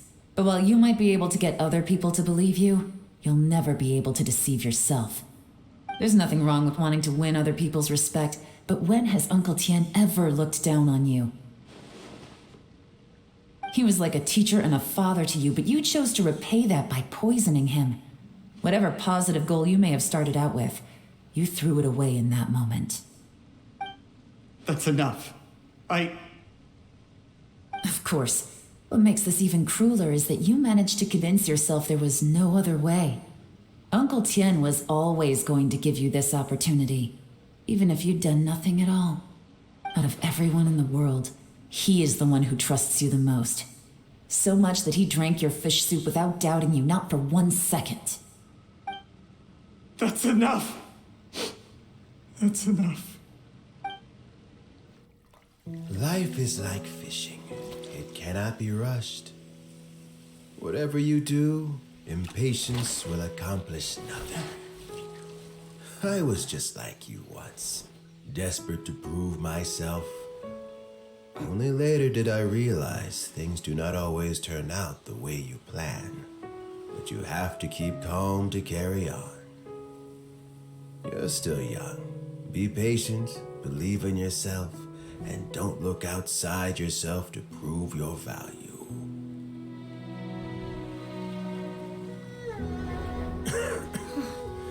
Where's Jur-E these days?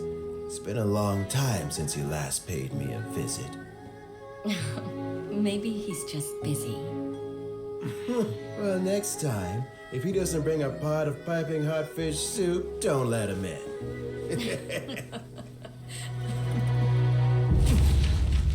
Whatever you were thinking about, you'll have plenty of time to mull it over in prison. Oh, I almost forgot. If the Fatui find out what happened today, prison might not turn out to be the safest place for you. Trying to have friends on both sides, it has a way of turning everyone against you. But right now, I have an opportunity for you.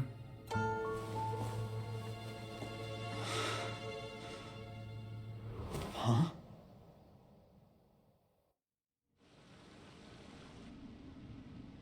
Sorry, things are about to get extremely busy for me. Let's meet at Genshin Tea House tomorrow morning.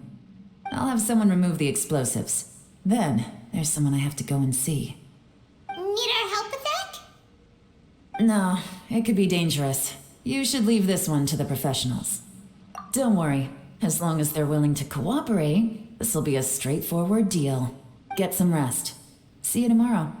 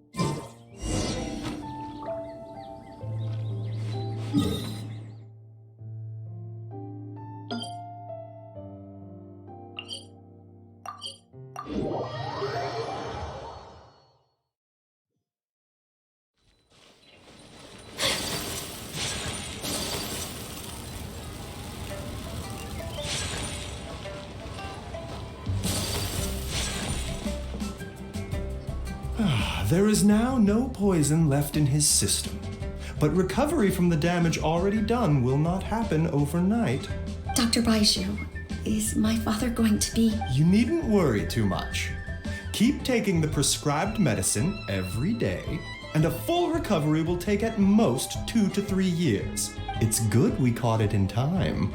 A few days later, and the toxin would have built up in the internal organs.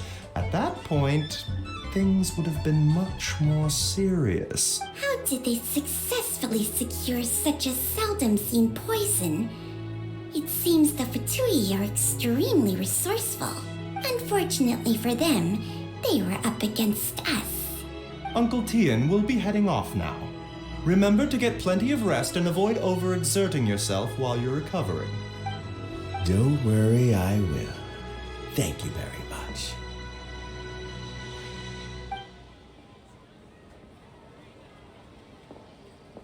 Ah, you're here too?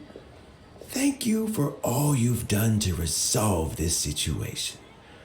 I'll have to make some tea in a moment. You simply have to try it. Yes, the exhaustion seems to have gone. My mind is steadily getting clearer again. Luckily, it looks like choosing the Tianshu's successor is suddenly not such a pressing issue after all. Hey, Yelan! My work is mostly wrapped up, so I thought I'd take a minute to check in here. The assessment process comes to an end here, Uncle Tian. In my opinion, Zhi is not suitable for the position, but Qianwei and Mingbo both have potential. You have my gratitude. People can change their loyalties easily. I've always known this. But whenever it happens, it's still a dismal experience. Is it just Paimon, or is Uncle Tian not that surprised? Don't underestimate Uncle Tian. He wouldn't have appointed me as assessment officer if he hadn't had his doubts about Zhi. Normally, the Yuehai Pavilion would be responsible for assessing the candidates. Isn't that right, Uncle Tian? Yes, to be quite honest, I wanted to trust him unreservedly. But I have to be responsible with the position of Tianshu. When I first met Zhi, I wondered if he had approached me with a hidden agenda. So I secretly investigated him. I concluded that he had no ulterior motives whatsoever. He just saw me as an ordinary fishing friend. In the end, even he changed. But when did it start? I never had any plans to recommend him directly, but I always intended to give him the chance to compete on a level playing field. Family background and fame mean everything to many people, but I don't attach great importance to them. I had no reputation to speak of when I first became Tianshu. I relied on Ganyu's assistance for all manner of things. I have to admit, he's a smart guy, and very cautious. The intel suggests that the Fatui saw him as very low risk, but Zhi was still extremely careful with the poisoning. He chose that specific liquor from Xinyue Kiosk because the fiery flavor would mask the bitterness of the poison, and he chose to wait until the Fatui official was drunk and had his guard down before delivering it to him. He also installed a secret compartment in the wine pot he bought to hold the poison. As the amount of liquor went down, he'd shake the pot to release the poison from the compartment into the liquor. Afterwards, we also found he had an antidote on him. Had the Fatui official grown suspicious, Zhi would have drunk the poisoned wine himself, and then found an opportunity to take the antidote shortly afterwards. But that's still really dangerous. Yes, had he drunk the poisonous wine, he still would have faced serious health consequences despite taking the antidote. He didn't hesitate to put himself in harm's way to achieve his goal. How is Jury? Well, I mean, he is sitting in a jail cell. Like Yenfei says, everyone who breaks the law has to pay the price. Still, he's cooperating. He didn't turn down my offer to strike a deal. I'll make sure there are plenty of guards around to keep him safe from anything the Fatui might be planning. A deal? Does this have to do with what you said to him when you arrested him? Yes, Juri's not the one I'm interested in. If he was as far as this went, I'd have handed the case off to my subordinates as soon as I realized. But once the Fatui became involved, things got a whole lot more interesting. I thought I might have the chance to catch a big fish. Well, did you? Almost. Unfortunately, it slipped off the hook at the last second. Uncle Tian? Yelan? What are you talking about? Paimon doesn't understand. Jur-E colluded with the Fatui to try and secure the position of Tianshu. Or, to put it the other way around, the Fatui made an attempt to interfere in the Tianshu selection process. With Yusupov in our hands and a statement from Jur-E, we could afford to continue with a diplomatic offensive. Also, we'd be able to gain control of Theophan, Yusupov's second in command. Then we'd have a pawn in the ranks of the Fatui. Pawns like this can be major assets. They open up all sorts of new options. Why else did you think I was investing so much time and effort into this case? So, okay, well, did your plan succeed? We got halfway. The first part went off without a hitch, and we passed all the information on to Lady Ningguang. But when we tried to make contact with Theophan, he was gone, along with all the evidence. The Fatui must be spying on us. Otherwise, they'd never been able to respond so quickly. I found out from other sources that the Harbinger Regrator got involved. The Fatui's main forces aren't concentrated here. Regrator was only treating this as a peripheral concern. It's a pity that Theophan got away, but knowing which Harbingers are still looking at Liyue is something. It gives me a starting point for my next mission. I have to ask, Yelan, do you have any desire to take over the position of Tianshu yourself? I remember you showed some interest a few days ago at Yenshang Tea House. In my estimation, you are more than competent. Oh, that. I was obviously joking. I prefer my current life. There's danger and there's excitement. Although it'd still be a behind-the-scenes role. As Tianshu, I wouldn't have the chance to get involved in anything truly clandestine or face any real danger. All right, I'm done here. Time for me to go. I'm heading off again in a few days and I still have to prepare. Where are you off to this time? As you might have guessed, it's for me to know and you to find out. But I'm sure if you keep going as you are, getting yourselves involved in other people's business all the time, you're sure to get caught up in another misadventure before too long. Maybe I'll see you the next time danger beckons. Until then, keep your wits about you. A lot of people are watching you for a lot of reasons. If you have any more questions, just ask Uncle Tian. After the recent turn of events, I'd say he owes you one, wouldn't you?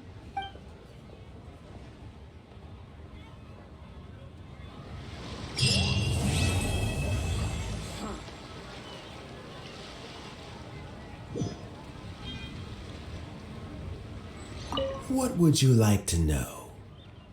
Something I've said to Jury, Qinwei, and Mingguo before is that while cunning and scheming are quite crucial, even more important than this is staying true to yourself. Jury and Ambassador Yusupov each saw each other as a means to an end. They thought that if they could just outsmart their opponent, they would emerge the final victor. And yet, in the eyes of Yelan and Regrator, they are but pawns in a much bigger game. Scheming is an endless endeavor. If you can't cope with it, you're better off staying out of it. It gives you a much clearer view in any case. Everyone has self-interest, but you cannot let it be your master. So, don't fight over fleeting gains and losses. Rather, focus on the direction your heart is leading you and keep moving forward.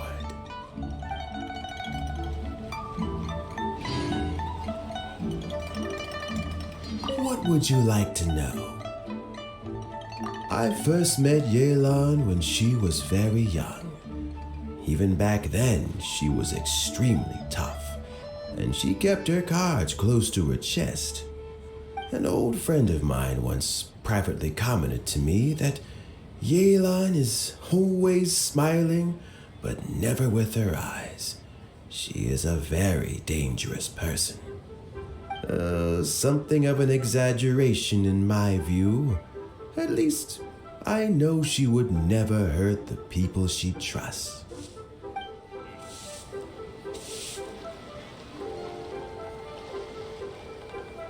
What would you like to know? As Yelan says, now that I'm on the mend, I should have another few years worth of work in me.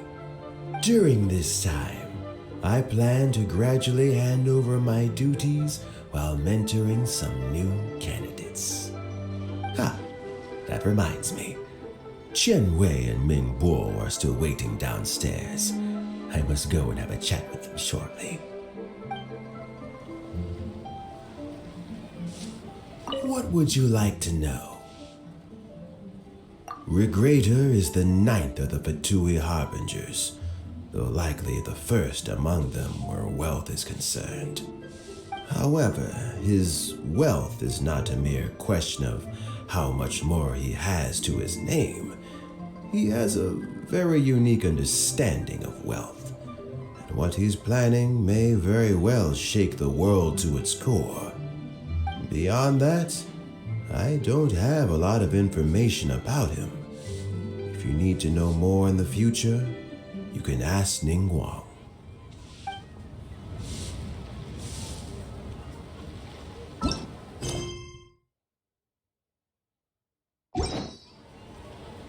What would you like to know?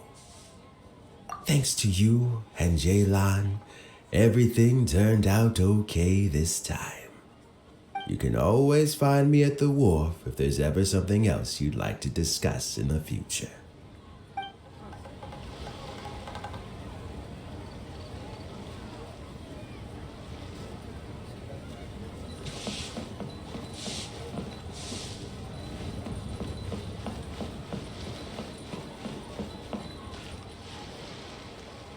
So Jerry is already in prison, I guess? You think? He poisoned Uncle Tien. I still can't believe he'd do that. Why the long face? Nothing. I think it's a great shame. I always thought he's very smart. If he became Tianshu, he'd be able to accomplish many things I could never hope to. Don't feel bad. I'll admit he was a strong contender, but give me 3 years and I'll overtake him. When I become Tianshu, I'll make you my deputy. Like the sound of that? Start by working on your temperamental issues. If you can't keep your cool, your work will suffer. Right now, you still have a long way to go before you'll be eligible to take the Tianshu position. I'll get there, one step at a time. And then, before you know it, there'll come a day when you won't be able to find a single flaw in me or my work. First things first, though. Let's go and talk to Uncle Tien.